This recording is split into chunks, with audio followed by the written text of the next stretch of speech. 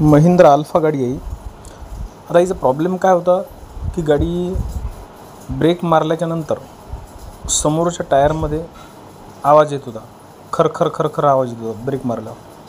हिचा बहुतेक लायनर जे आहे हे खराब झालेले आहे. त्यामुळे जे लायनरवरचा जो माल असतो वरचा पुठ्ठ्याचा, तो माल जर पूर्ण घासला तर ते लायनरचं जे लोखंड आहे ते ड्रमला घासते ब्रेक मारल्यावर, आणि नंतर मग त्याच्यामध्ये आवाज येतो. ब्रेक मारला आपण की आवाज येतो. बघा तुम्ही ड्रम किती खराब झालेला आहे. आणि लायनरचा जो वरचा जे पूर्ण त्याचा माल असते तो पूर्ण घासलेला आहे.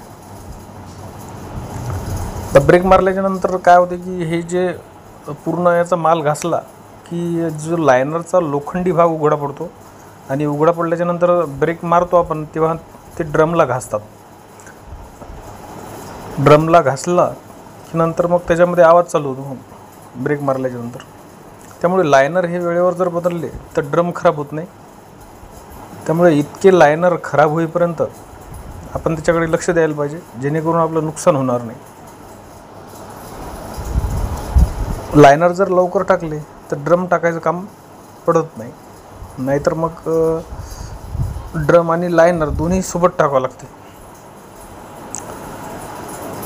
लायनरवरचा जवळपास 70-80% माल जर घासला तेव्हाच आपण ते टाकून द्यायला पाहिजे. इतका आवाज येईपर्यंत जर चालवलं तर मग ड्रम खराब